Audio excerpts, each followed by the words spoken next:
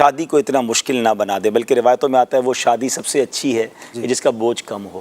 تو ماں باپ پر بھی بوجھ کم ہو. اللہ کرے کہ خاص طور پہ لڑکے والوں کی طرف سے جو ہے نا اگر یہ پیغام ملنا شروع ہو جائے کہ ہمیں کچھ نہیں چاہیے اور ہم بغیر جہیز کے، یا جو مختصر یہ جہیز ہوتا ہے، ہماری میمنی میں کہتے ہیں چادر مسلح میں، بھائی اگر چادر مسلح کے ساتھ یعنی مختصر 2-4 چیزیں آپ دے دیں لیکن کوئی ڈیمانڈ نہ ہو.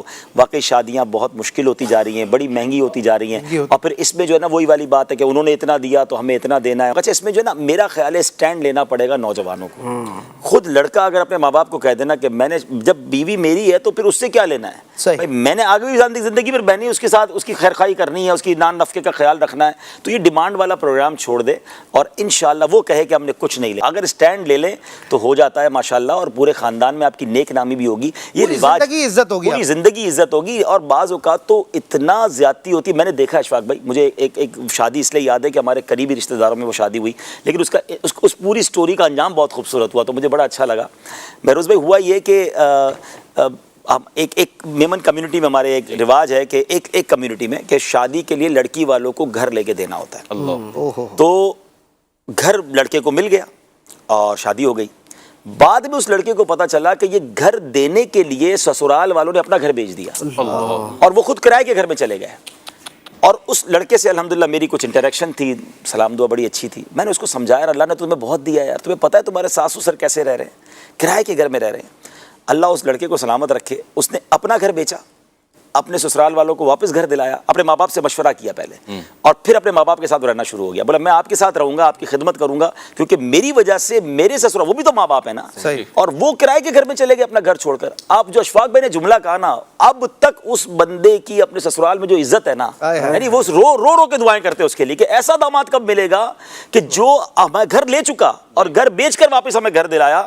تو یہ وہ مثالیں ہیں جو ہمیں سوچنا، مطلب یہ میں کیسے خوش رہ سکتا ہوں کہ میرے پاس میری زوجہ تو آ گئی، میرے سسرال والے قرضے میں چلے گئے. کچھ خاندانوں میں ہے ایسا ماشاءاللہ جو کرتے ہیں نا، وہ کہتے ہیں ہم اپنی بہو سے کچھ نہیں لیں گے اور پھر اللہ پاک نے ان کو عزت بھی دی. اور کم نہیں ہوتا یار، ہمارے نصیب کا ہمیں مل کر رہے گا. کسی کا لے کے یعنی شادی کے چکر میں بوڑھے ماں باپ کو مقروض ہوتے دیکھا ہے. ساری زندگی وہ بیٹی تو بیاہ دیتے ہیں اور پھر ساری زندگی قرضہ اتارتے رہتے ہیں. کیوں کرنا ہے ایسا بھائی؟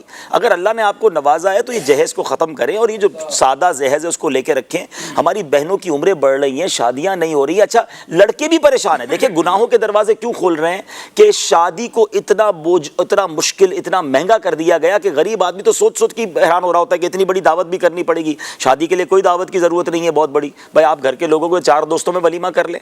اچھا دیکھیں جب یہ کووڈ آیا تھا، لوگ کہتے ہیں، میں 2-3 باتیں کہتا ہوں، کووڈ آیا تھا دعوتیں نہیں ہوئی. میں نے اتنی سادہ شادیاں دیکھی کہ گھر کی چھت پہ شادی ہوئی اور 15-20-25 لوگ آئے اور شادی بھی ہو گئی. میں نے کہا کاش یہی فارمولا کووڈ کے بعد بھی جاری رہ جائے. ادھر کووڈ گیا، ادھر جناب پھر ہال بھرنا شروع اور وہی مہنگی دعوتیں.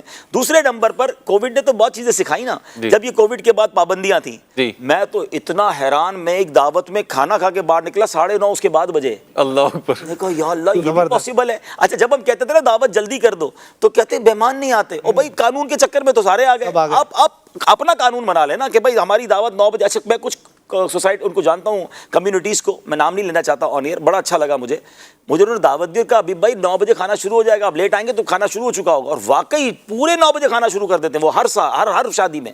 وہ چاہیں اور پورا ہال بھر جاتا ہے ان کا، کہ ان کو پتا ہے نا کہ یہ ہو جائے گا. تو ہم اگر چاہیں، ولنگ ہو تو ہمارے خاندانوں سے، ہماری کمیونٹی سے جہیز بھی کم ختم ہو سکتا ہے. جو سنت کا جہیز کا ہے وہ رکھیں، باقی یہ ڈیمانڈ پروگرام ختم کریں اور شادیوں کو سستا کر دیں. شادیوں کو لوگوں کا کام ہی باتیں کرنا ہے. بہروز بھائی آپ 10 لاکھ کا کھانا کھلا لیں، انہوں نے پھر بھی کہہ دینا فلاں آئس کریم کیوں نہیں رکھی، کنجوسی کی ہے. جب 10 لاکھ کے بعد بھی یہ سننا ہے تو 50,000 میں بھی سن لو یار. 9.5 لاکھ بچا لو، ان کو عمرے پہ بھیج دو میاں بیوی کو. کھانوں پہ اتنا خرچہ کرنا ہے، اس سے بہتر ہے یار کوئی ڈھیکی کا کام کر لیں، کسی اور کی شادی کرا دیں. تو بہت زیادہ اس پہ خرچ ہو رہا ہے.